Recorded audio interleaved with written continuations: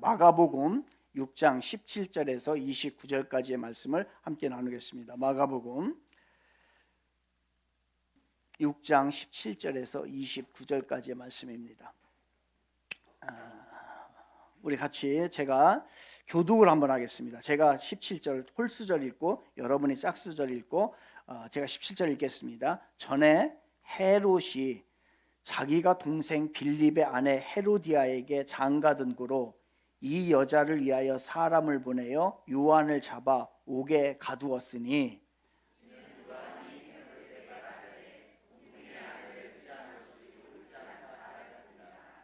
헤로디아가 요한을 원수로 여겨 죽이고자 하였으되 하지 못한 것은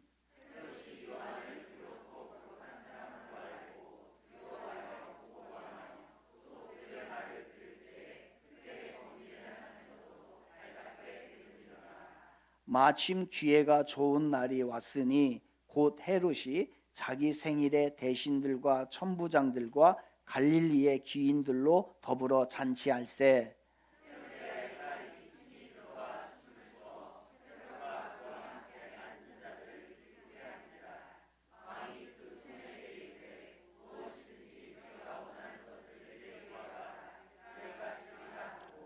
또 맹세하기를 무엇이든지 내가 내게 구하면 내 나라의 절반까지라도 주리라 하거늘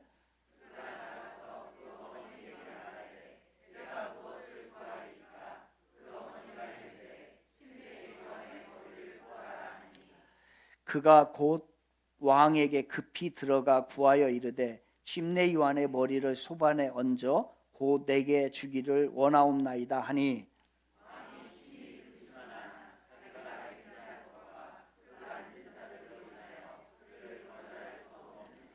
왕이 곧 치위병 하나를 보내어 요한의 머리를 가져오라 명하니 그 사람이 나가 옥에 요한을 목베어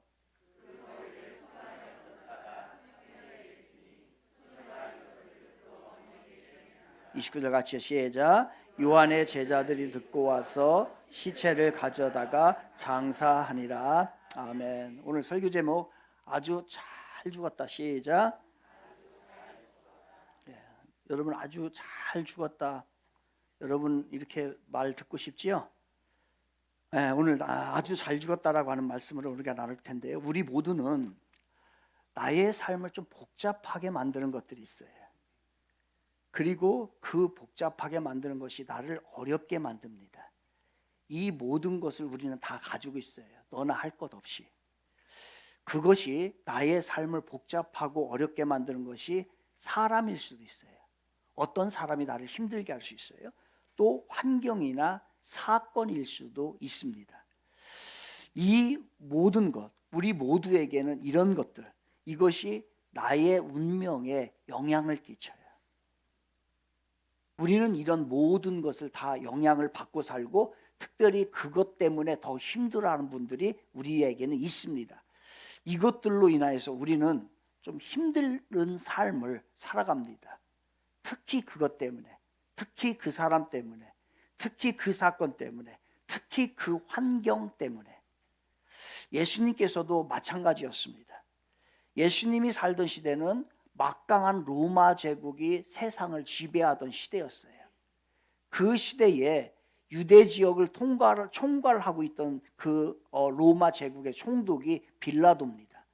이 빌라도에 의하여서 예수님은 십자가에 못 박여 돌아가시게 됩니다. 그러니까 로마 제국은 예수님의 운명 가운데에 큰 영향을 미친 그러한 요소인 것이에요. 근데 로마 제국만이 있었던 것이 아니라 또 예수님의 운명에 영향을 미쳤던 또 하나가 있는데 그것은 뭐냐면 정치 세력이었던 헤롯 왕가예요.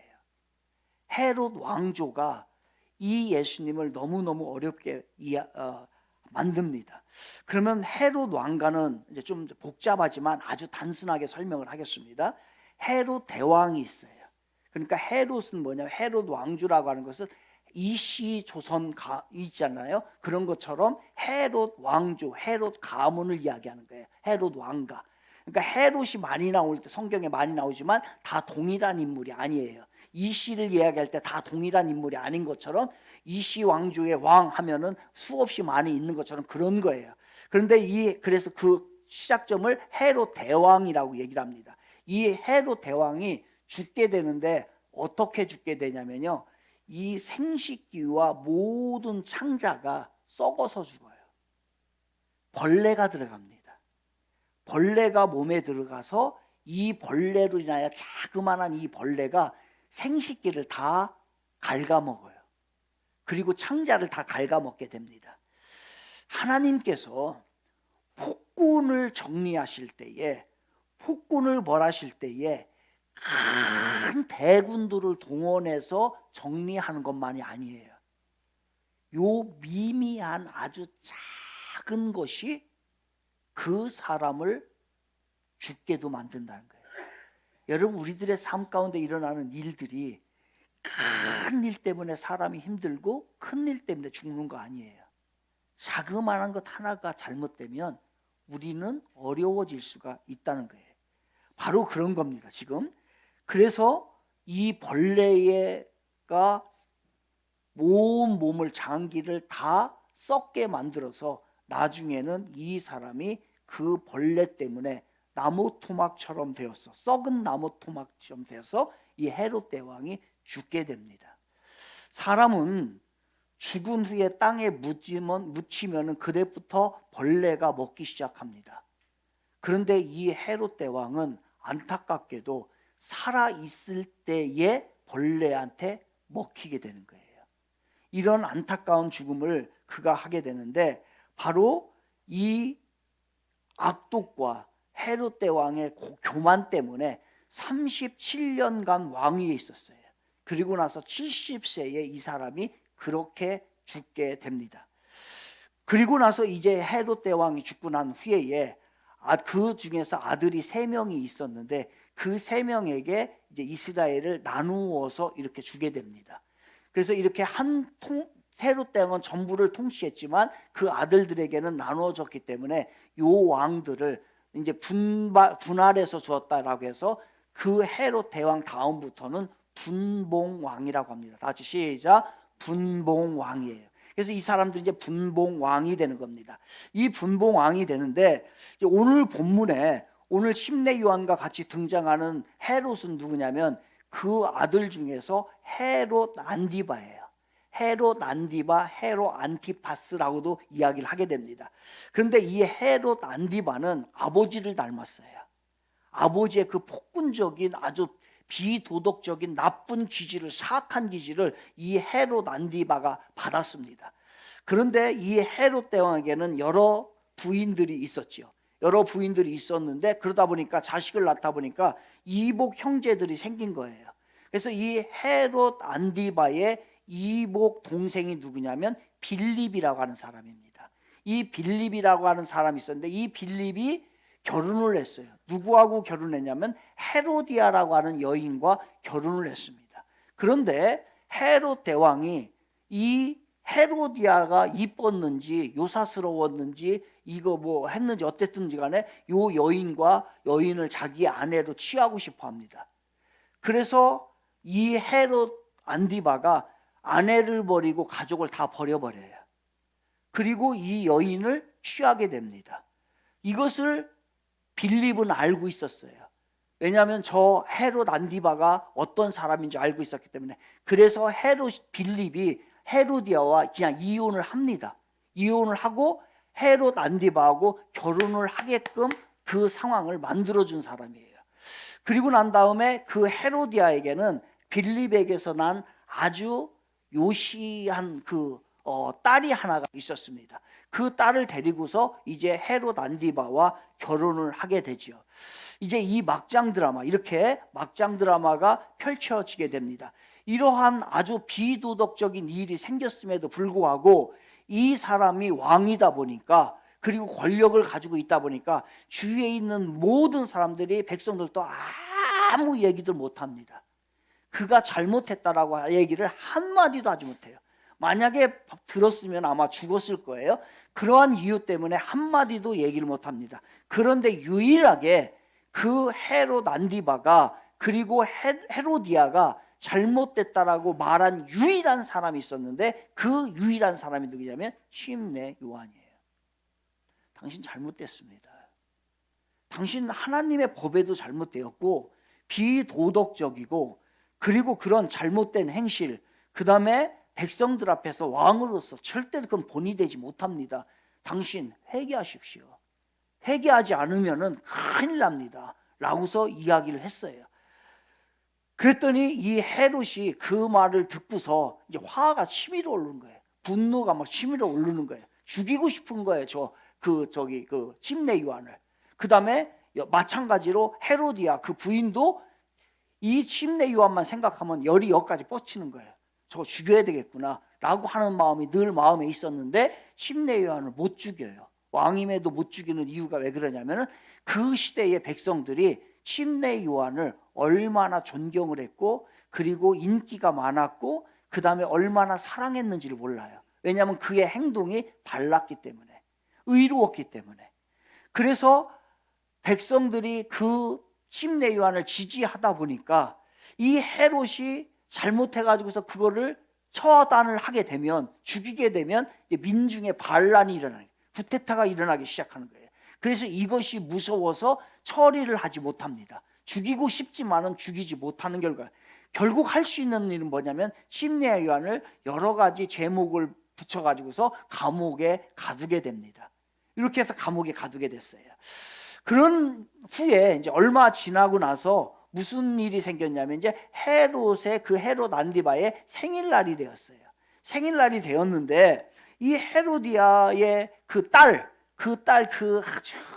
여시가 아주 그냥 가늘가늘한 옷을 입고 간드러지게 막 그냥 멋진 춤을 막 섹시하게 추네요. 그러니까 사람들도 막 다 좋아하고, 그 다음에 또 아버지의 입장으로서 술 한잔 들어갔잖아요. 술 한잔 들어가니까 기분이 너무 좋은 거예요. 또 자기의 감정을 컨트롤하지를 못해요. 그 다음에 흥에 겨워서 사로잡혀 있어요. 그러면 그런 상황 가운데에 이 헤로디아의 딸이 자기 이제 딸이죠. 그러니까 그가 춤추니까 너무너무 기분이 좋아서 약속을 합니다. 얘기를 합니다. 너 네가 원하는 거 내가 다 해줄게. 네가 원하는 거. 여러분 이거 자식들에게 이런 얘기하면 안 되는 겁니다. 자식들에게는 있어도 주지 말아야 돼요. 처음부터 그런 얘기를 해놓으면요 자식 망가집니다. 그런데 그렇게 얘기를 했어요. 그랬더니 뭐라고 얘기했냐? 그래 내가 이 나라 절반이라도 너한테 줄게. 이 얘기를 해버렸어요. 해버렸더니 이 사람이 뭐라고 얘기하면요. 헤롯 안디바는 이 정도 생각을 했어요. 왜냐하면 그 당시에 가장 유명했던 게 뭐냐면 로마 제국에서 나오는 가죽신이 있었어요. 그거는 그 누구나 부유한 사람들이 갖고 싶었던 거예요. 그거 요구할 거다. 얘가 없으니까. 아니면은 로마 제국에 그 당시에 뭐가 있었냐면 인형이 있어요. 로마 제국에서 만드는 아주 비싼 인형이 있었는데 그거를 요구하지 않을까? 이 정도 생각을 한 거예요. 아니면 애완동물을 원하지 않을까? 근데 그 당시에 아프리카에서 오는 그 아기 원숭이 있죠. 그 원숭이를 애완동물로 키웠어요. 그러니까 그것 중에 하나를 원할 거라고 생각을 한 거예요. 애가 어리니까. 그랬는데 뭐라고 얘기를 하냐면요. 엄마한테 가더니 이 엄마도 똑같은 엄마예요. 아주 요부예요. 요부에다가 요부가 여시를 낳은 거지. 그래가지고서 가서 물어봤더니 엄마가 그렇지 않아도 그냥 헤로디아가 침례 요한을 죽이고 싶은데 여기에다 딱 그 아주 그냥 번쩍이는 아이디어는 어떻게 그렇게 악한 것에 잘 나오는지. 그래서 침례 요한의 목을 달라고 해라 얘기한 거예요. 여러분 남아있는 중천금이죠. 그리고 거기에 있는 귀인들, 천부장들, 거기에 있는 모든 사람들 앞에서 다 얘기를 해버렸으니 이거 안 할 수도 없고 할 수도 없는 그런 입장입니다. 이 자칫 잘못하면 자기가 왕위가 폐위가 되게 돼요. 왜? 밀란이 일어나니까. 근데 또 왕이 한마디 해놓고서 그걸 못 지킨다라면 또 이것도 문제가 되는 거예요. 그러니까 결국은 어쩔 수 없이 이제 침례 요한을 데려다가 목을 치게 합니다. 그래서 목을 여기를 딱 잘라가지고서 두 동강을 딱 내버리죠. 그리고 그것을 소반에다가 갖다가 이 접시에다가 갖다가 이제 그 자녀에게 헤로디아에게 딱 바치게 되는 거예요. 이 사건이에요. 그러면서 이제 침례 요한은 헤롯 안디바의 생일 잔칫날 축제날에 이 발랑 까진 한 여자아이에 의하여서 그 놀림감이 되어서 죽게 돼요. 정말로 안타까운 죽음이죠. 의인이었고 훌륭한 사람이었고 그보다 그 시대에 더한 사람이 없었는데 그 발랑 까진 아이에 의하여서 그 놀잇감이 되어서 침례 요한이 죽게 돼요. 그런데 침례 요한은 여러분이 어느 정도는 알고 있을 거예요. 침례 요한은 누굽니까? 예수님의 길을 예비하기 위해서 먼저 그 길을 준비했던 사람이 누구냐면 침례 요한이에요. 예수님을 위해서 먼저 길을 닦아놓은 사람이에요. 그리고 심지어는 그 당시에 예수님이 침례 요한한테 가서 나에게도 침례를 베풀어 달라라고 했던 사람이 누구냐면은 바로 예수님이었고, 그 침례를 준 사람, 예수님에게 침례를 준 사람이 누구냐면요, 침례 요한이에요. 그리고 예수님은 그를 이렇게 평가합니다. 여자가 낳은 사람 중에 가장 큰 자는 이 사람 요한이다 라고 할 정도로 그 사람의 인지도와 그 사람의 품성과 그 사람의 그 훌륭한 모습은 모든 사람이 인정을 하고 있었던 겁니다.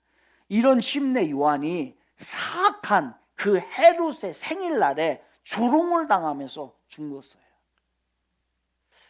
죽음을 이룬 것이 그 죽음이 말이가 되는 겁니까? 당대의 인정을 받고 수많은 사람의 지지를 받는 의인이 어린아이에, 발랑 까진 어린아이에 놀잇감이 되어서 죽는다는 것이 이게 말이 됩니까? 이게 얼마나 안타까운 죽음이고 어처구니 없는 죽음이에요. 그것도 다 이루고 오랫동안에 살고서 한 것이 아니라 아주 젊은 나이에 그 요한이 그러한 상황 가운데 허무하게 죽게 됩니다. 그 침례 요한을 따랐던 제자들, 그리고 많은 군중들, 그를 존경했던 군중들은 그의 죽음을 보면서 얼마나 허무했을까요? 여러분은 어떻습니까? 여러분은 이 침례 요한의 죽음에 대해서 한번 생각해 보셨습니까? 이 침례 요한이 이렇게 죽었다면 여러분 어떻게 생각합니까? 정말 안타깝다.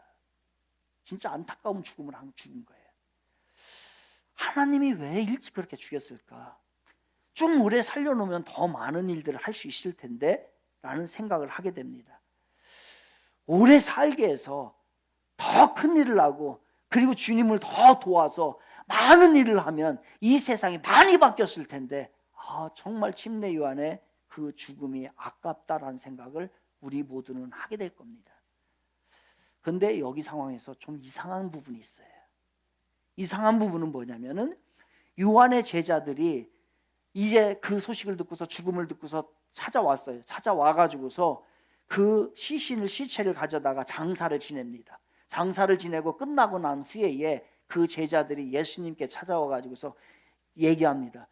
침례 요한 우리 선생님께서, 우리 스승님이 이렇게 해서 돌아가셨습니다 라고 예수님에게 말했어요. 그때의 예수님의 반응은 어때야 됩니까? 분노가 여기까지 치밀을 것이고, 내가 이 세상을 진짜 한번 확 쓸어버려야겠다. 세상이 이렇게 타락했구나. 이러한 막장 드라마가 도대체 어디 있을까라고 하면서 분개를 했을 거예요. 그런데 이 소식을 들은 예수님은 아무 말씀도 안 하세요. 아무 말씀도 안 하셔서 성경에서는 그 말을 듣고 예수님이 어떤 이야기를 했다라고 기록 자체가 없어요.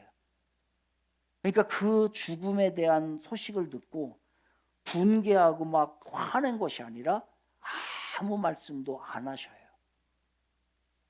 그것을 보고 있는 요한의 제자들은, 그 소식을 알리고 있는 요한의 제자들은 어떤 그 예수님의 그 반응에 대해서 어떤 마음이었을까? 분개하고 이 일을 처리를 해주기를 간절히 원했을 텐데 예수님께서는 아무 말씀도 안 하시는 그 태도에 대해서 많은 실망을 했을 거예요. 그렇다면 왜 예수님은 아무 말씀도 하지 않으셨을까요? 왜 성경은 예수님의 그 말씀하지 않은 것 기록 하나 자체가 없습니까? 더군다나 자기에게 침례를 베푼 사람이에요. 그 사람이 죽었어요. 누구보다도 예수님에게 깍듯하게 예수님을 섬겼던 사람이고 그의 평생은 하루라도 헛되게 쓴 것이 아니라 모든 인생을 예수님을 위해서 살았던 사람이 누구냐면 침례 요한이에요. 그런데 아무 말씀도 안 하시고 입을 꾹 다물고 계십니다. 속으로 지금 예수님이 삭히고 계신 걸까요? 때가 되면 내가 이 세상 엎어버리고 저 복수를 해야 되겠다는 마음을 다짐을 속에서 하고 있는 것일까요? 여러분, 그렇다면 여기서 잠깐 그의 죽음의 이야기는 잠깐 접어두고 하나님은 어떤 하나님이세요? 여러분이 알고 있는 하나님은 어떤 하나님이, 오늘 본문에서는 우리가 만나는 하나님은 어떤 하나님입니까? 하나님은 우리의 생명을 주장하시는 하나님이세요. 모든 인간의 생명을 다 주관하시고 심지어는요, 하나님의 결재가 없이는, 하나님의 허락이 없이는 저 풀 한 포기도 뽑혀지지가 않습니다. 이 모든 삼라만상에 있는 사람을 비롯한 모든 것, 저 하늘에 날아다니는 저 이름도 없는 보잘것없는 새 한 마리도 하나님의 허락 없이는 떨어질 수가 없고 죽을 수가 없어요. 그렇다고 한다면 이 침례 요한, 그런 위대한 침례 요한은 하나님의 그 죽음은 하나님의 간섭이 있었을까요? 없었을까요? 하나님의 간섭 없이, 하나님의 계획 없이 침례 요한이 죽은 걸까요? 모든 생명은 하나님이 주관하십니다. 사람들이 침례 요한의 죽음에 대해서 놀란 거예요.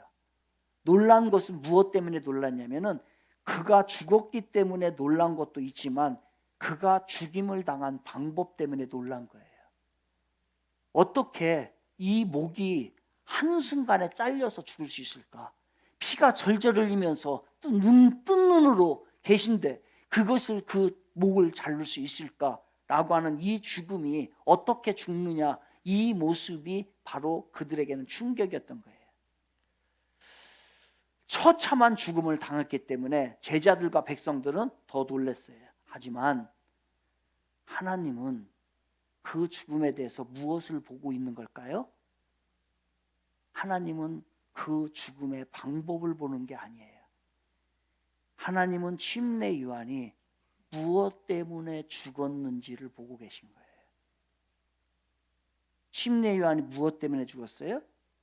그 침례 요한의 주목을, 무엇 때문에 죽었는지를 주목하는 거예요. 여자가 낳은 자 중에서 가장 큰 자가 바로 요한이라, 이렇게 말씀하신 예수님께서 그 요한의 죽음을 몰랐을까요?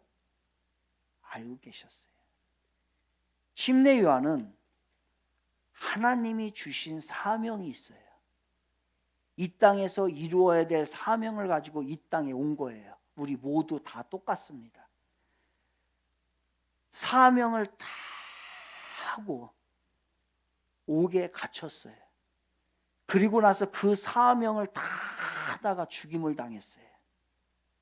그는 잘못된 것은 잘못됐다라고서 이 세상을 깨우기 위해서 자기의 목숨까지도 아끼지 않고 자기의 안일함을 주장하지도 않고 그는 그 일을 감당하다가 죽었어요. 왜? 이것이 하나님이 침례 요한을 이 땅에 보낸 목적이기 때문에. 이것이 하나님이 침례 요한에게 허락하신 사명이기 때문에. 이 땅에 보낸 목적, 절대로 침례 요한에게 하나님이 원하셨던 것은 너 이 땅에서 오래 살다 와라, 병 없이 고난 없이 오래 살다 오라는 게 아니었어요. 그 시대만 깨우고 와. 그리고 그들이 잘못한 것, 특히 왕이 잘못한 것에 대해서 그들을 깨우쳐 주고 와. 이게 하나님이 침례 요한을 이 땅에 보내신 목적이에요. 침례 요한은 헤로디아와 헤롯의 미움으로 죽은 게 아니에요. 침례 요한은 자기의 사명을 감당하다가 사명을 다 이루었기 때문에 죽은 것입니다. 그는 죽도록 하나님 앞에 충성했어요. 하나님께서 맡기신 일은 죽는 각오를 하고 내가 죽을지라도 그 일을 감당을 했던 사람이 바로 누구냐면 침례 요한이에요. 그래서 그 일을 하다가 죽은 거예요. 그러면 침례 요한은 아주 잘 죽었습니다.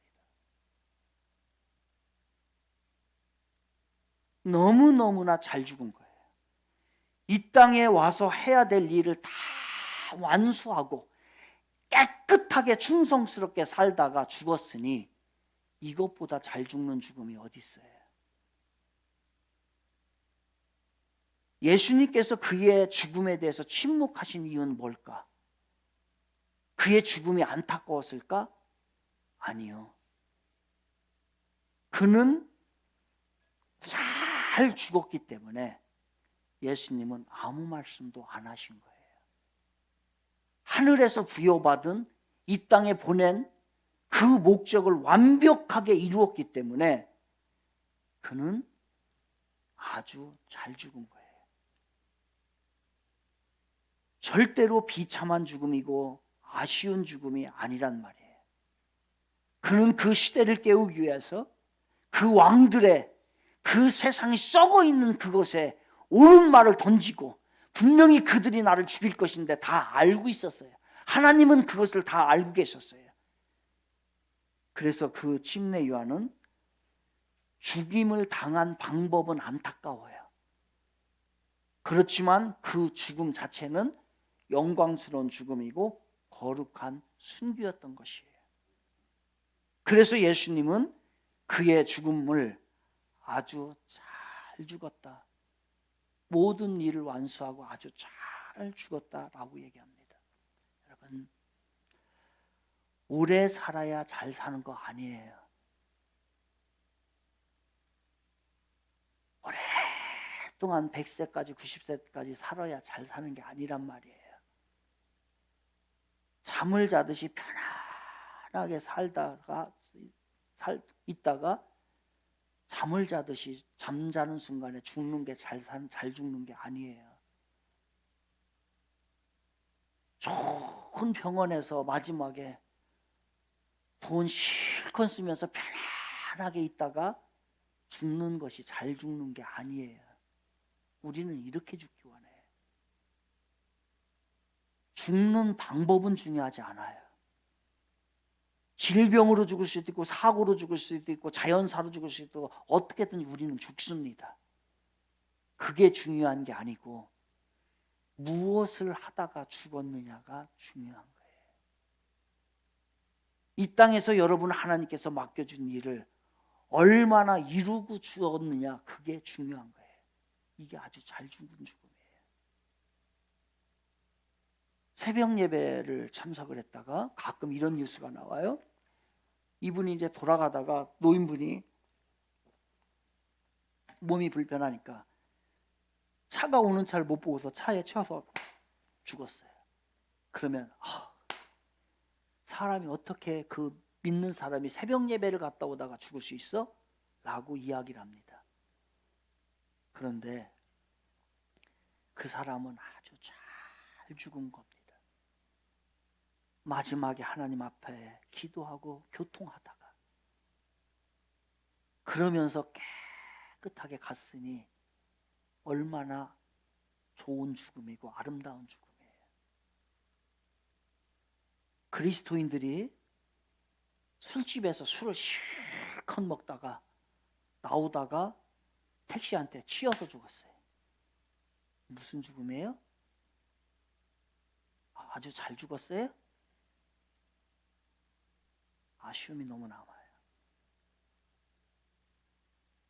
성도들이 교회 생활을 오래 했던 분들이, 장로들이, 권사들이, 집사들이 나중에 죽었는데 폐암으로 죽었네.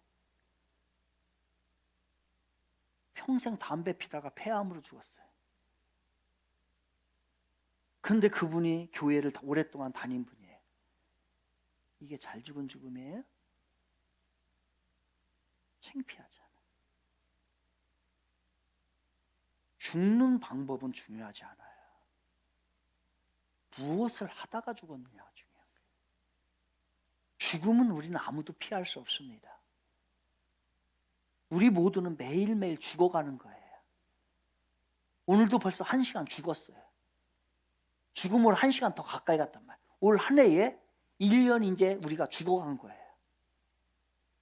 우리를 이 땅에서 계속해서 우리는 살아가는 동안에 죽음이 단축이 돼요. 죽음은 지금 우리를 기다리고 있어요, 여러분. 여러분을 기다리는 존재는 죽음이에요, 지금. 죽음은 우리를 잡으러 옵니다, 이제.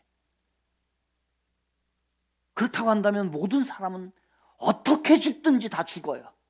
그런데 그 죽음의 방법은 안 중요해요.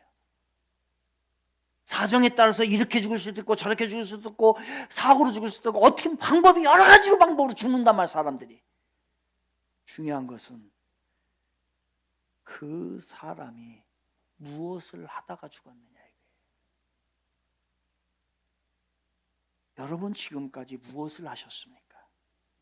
하나님이 이 땅에 우리를 보내주셨는데 그 일을 충성스럽게 감당하다가 우리가 죽는다면 어떠한 모양으로 죽든 간에 그거는 아무런 문제가 되지 않아요. 그건 하나의 과정일 뿐이에요.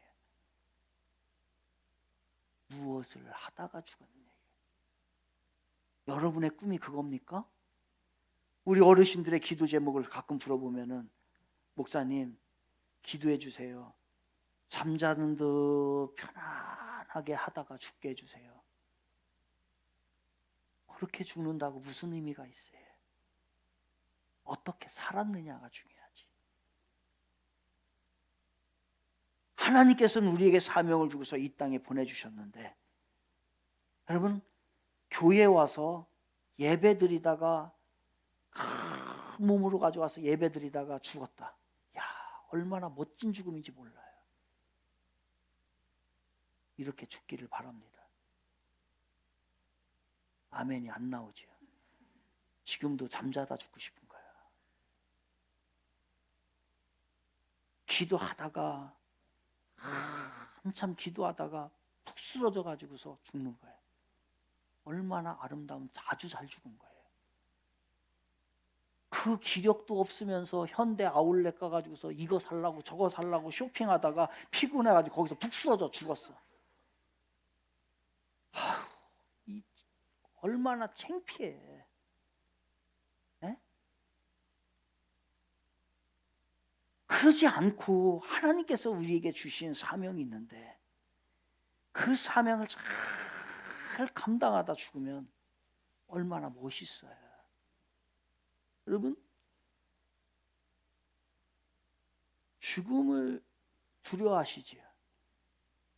죽음을 두려워하는 것은 때로는 불신앙 때문에 그래요. 죽음을 두려워하지 않을 수 없겠지요. 하지만 너무 두려워하는 것은 불신앙이에요. 죽음을 두려워하는 것은 내세에 대한 확신이 없기 때문에 그래요. 끝나는구나. 그러니까 죽음에 대한 두려움을 갖는 거예요.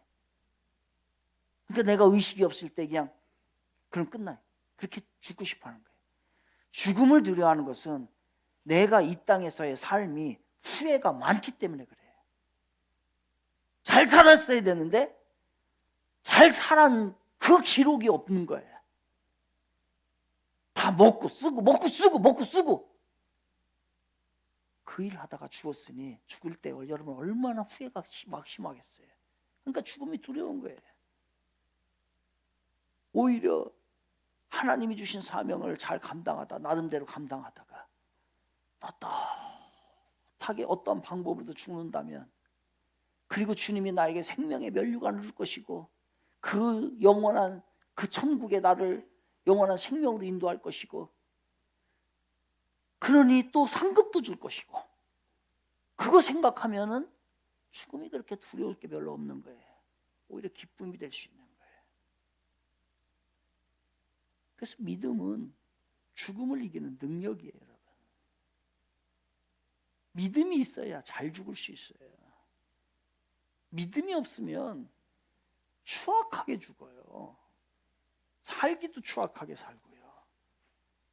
그래서 사명을 위해서 여러분에게 맡겨준 사명들이 있어요. 그 사명을 전적으로 다하다가 충성스럽게 살다가 죽기를 바랍니다. 이게 아주 잘 죽는 거예요.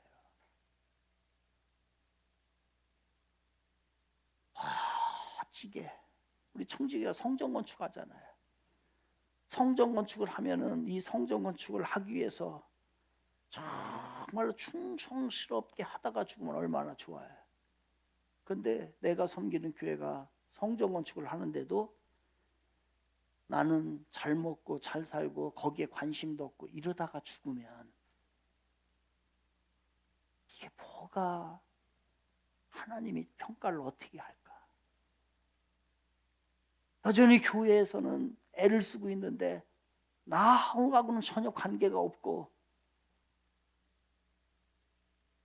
나는 나만 안 어려우면 돼 라고 한다면 얼마나 창피해, 얼마나 부끄러운 일이에요. 주님의 나라는 다 무너지는데 나만 편해, 나만 먹고 사는데 아무런 지장이 없어요. 안 돼. 교회는 사명을 이루는 장소입니다.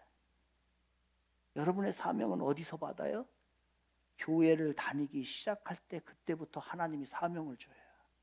뭔 일을 하게끔 깨닫게 하는 거예요. 그래서 교회는 하나님의 일을, 사명을 세우는 곳이고 시작하는 곳이고 진행하는 곳이고 완성되는 곳이 이곳이에요. 이것을 통해서 하나님의 나라가 이루어지는 것이고 여러분의 사명이 완성되는 것이에요. 세상에 나가서 완성 안 됩니다. 진행 안 됩니다. 교회는 사명을 마치고 영광스럽게 주님 앞에 돌아가는 장소가 어디냐면 바로 교회예요. 이 교회를 위하여 우리는 부름을 받은 것이고 그 일을 위하여 때로는 병이 드는 것이고 때로는 그 일을 위해서 내 생활이 어려워지는 것도 영광스러운 거예요. 교회는 어렵고 힘든데 나만 잘 먹고 잘 산다. 얼마나 아쉽고 창피해. 그런 거 아니란 말이에요. 사명 미션을 받은 자들은 죽어야 할 현장이 교회예요. 이걸 위해서 우리를 부르신 거예요. 나에게 주신 사명을 위하여 여러분 다시 한번 간절히 기도하세요. 뭐를 나에게 허락해 주셨을까? 나의 사명이 무엇인지 여러분 다시 한번 재확인해 보세요. 내가 주를 위해서 해야 될 일이 무엇인가를 다시 한번 확인해 보세요. 어떤 상황에서 나의 사명이 무너지지 않도록 무장하세요. 재무장해야 합니다. 죽도록 사명을 감당하시고 사명의 자리에 이탈되어 있다면 그 자리로 다시 돌아오십시오. 사명대로 살면 존귀한 복된 자로 하나님은 인정해 주십니다. 그리고 가정이 복되고 형통하게 만들어 주실 거예요. 왜냐하면 귀하고 복된 일을 피 흘려 땀 흘려 애를 썼기 때문에 그것에 대한 열매를 하나님이 그 가정에게 베풀어 주신다는 거예요. 이 땅과 하늘에서 사명을 감당한 자들에게는 상급이 준비되어 있어요. 현세에서도 100배를 주실 것이지만 더욱더 내세에서 상을 주시는 하나님이심을 믿기에 우리는 오늘도 충성을 다하여 나아가는 겁니다. 그러므로 지금부터 우리는 철저히 준비해서 아주 잘 죽기 바랍니다. 아주 잘 죽었다. 시작. 잘 죽으세요. 기도합니다.